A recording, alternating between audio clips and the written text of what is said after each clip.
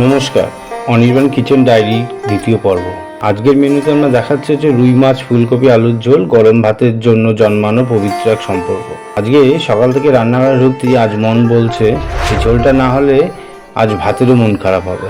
চলুন দেখে নিই কীভাবে আজকের উপকরণগুলি। টাটকা রুই মাছ আজকের হিরো, ওনাকে নিয়ে এসেছি বাজার থেকে। এবারে 1 কেজি টাটকা রুই মাছ হলুদ আর লবণ দিয়ে ভালো করে মেখে নিলাম। উনি তখন পাশ থেকে বলছেন, আমাকে রান্না করো, আমি প্রস্তুত, এমন ভাব করছে যেন। 2 মিডিয়াম সাইজের আলু, লোক যত আলু তত, আর এদিকে তো বাঙালির সুখ ইকুয়াল টু পর্যাপ্ত আলু। আচ্ছা, ফুলকপি শীতের অতিথি, ফুলকপি পরিমাণ মতন কেটে রাখা হয়েছে। আজকের ঝোল সেই বাড়ির গন্ধ আনার দায়িত্ব। টমেটো কালারের মাস্টার, একটি ছোট টমেটো পিস করে কেটে রাখুন, ঝোলের রং আর মুড সেট করবে এইটুকুই। ধনেপাতা যারা পছন্দ করেন তাদের জন্য স্পেশাল টাচ, অল্প ধনেপাতা, না পছন্দ হলে বাদ। ঝালের হিসেব পরিমাণ মতন যা খাবেন যেমন খাবেন দিতে পারেন। আমি তো 2টি লঙ্কা দেবো, চাইলে বাড়াতে পারেন। চলুন এখন শুরু মাছ ভাজার লাল গরম অধ্যায়।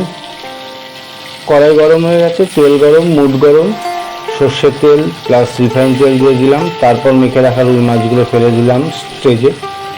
উল্টে পাল্টে লাল হয়ে উঠতেই মনে হলো এই মাছ থাকলে ডাল ভাতেও উৎসব মিটে যায়। ওরকম লালচে রূপ চোখ ফেরানো যায় না। এবার আসল ঝোলের জন্ম, মশলার অর্কেস্ট্রা শুরু। একই তেলে প্রথমে গেল তেজপাতা, শুকনো লঙ্কা, আপনি চাইলে কাঁচা লঙ্কাও দিতে পারেন, না হলে দেবেন না।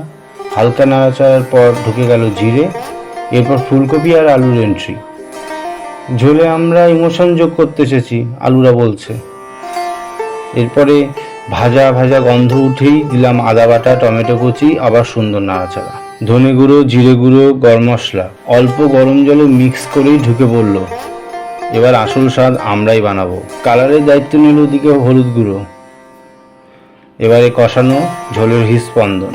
ধীরে ধীরে মশলাগুলো কষাতে থাকুন, অল্প অল্প করে গরম জল দিয়ে নাড়তে থাকুন। এটাই সেই পারফেক্ট কষানো যেটা ইউটিউবে সবাই খোঁজে। মশলা যখন ফুলকপি আলুকে পুরো জড়িয়ে ধরলো তখন আগেই করা গরম জল ঢেলে ঝোলটাকে বাড়িয়ে নিলাম।